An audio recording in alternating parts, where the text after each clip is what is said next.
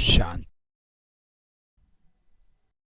என்னுடைய நாளை இன்னும் மகிழ்ச்சியாக மாற்றுவதற்காக இந்த காலை பொழுதில் எனக்கு நானே ஒதுக்கும் இந்த சில நிமிடங்கள் மிக மிக மதிப்பு வாய்ந்தவை என்பதை உணர்ந்து என் மனதை நான் என்னுடைய கட்டுப்பாட்டுக்குள் கொண்டு வருகிறேன். நான் ஓர் அமைதி சக்தி நிறைந்த ஆத்துமா. என் மனக்கண்ணாடியில் தெரியும் இந்த உடல் நான் அல்ல. நான் ஓர் அமைதியான ஆத்துமா என்ற உணர்வில் என் மனதை நிலைநிறுத்துகிறேன்.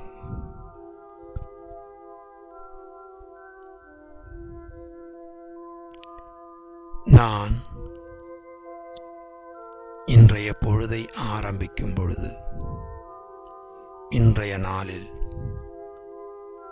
பல சூழ்நிலைகள் ஏற்படலாம்.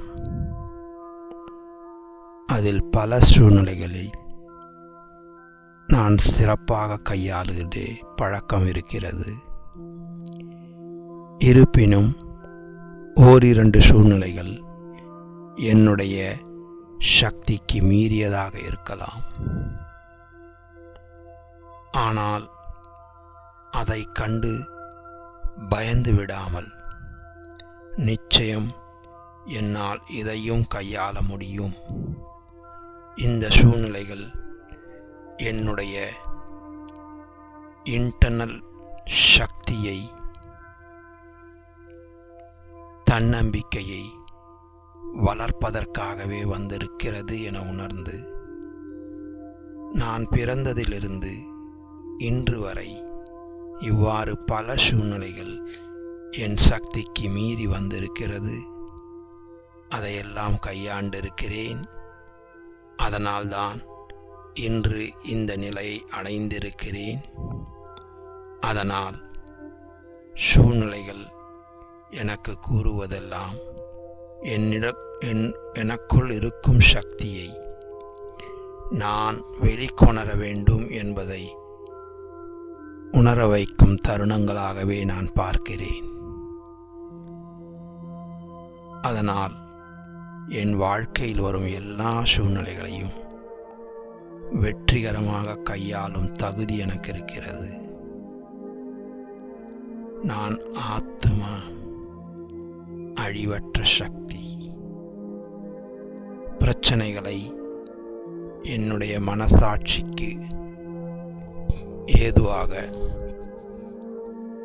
சரியான வழியில் கையாளும் பொழுது இறைவனும் எனக்கு துணை நிற்கின்றார்.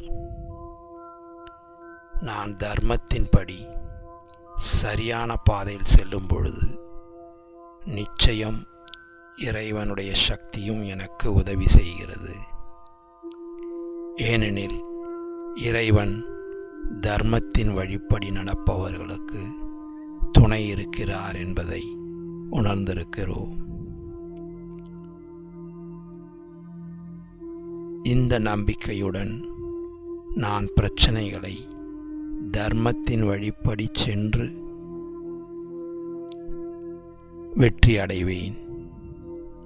அதற்கு பதிலாக வெற்றியை மட்டும் என் மனதில் வைத்துக்கொண்டு குறுக்கு செல்வேனாகில் சில நேரங்களில் பிரச்சனையை இன்று தீர்த்தவாறு இருந்தாலும் நாளை அதே பிரச்சனை வேறொரு ரூபத்தில் என்னை வந்து பாதிக்கலாம்.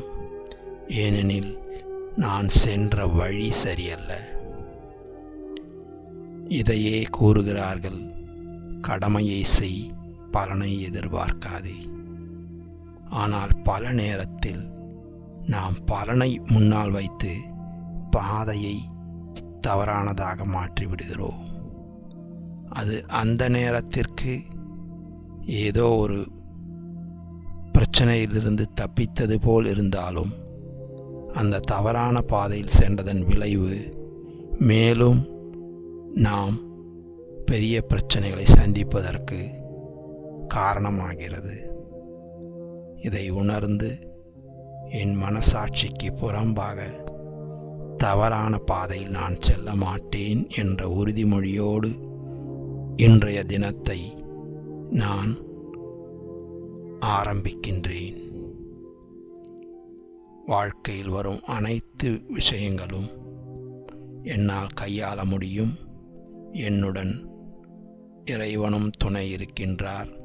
ஏனெனில் நான் குறுக்கு வழியில் செல்லுவதில்லை என்ற உணர்வுடன் மகிழ்ச்சியோடு இன்றைய தினத்தை ஆரம்பிக்கிறேன். ஓம் சாந்தி சாந்தி சாந்தி.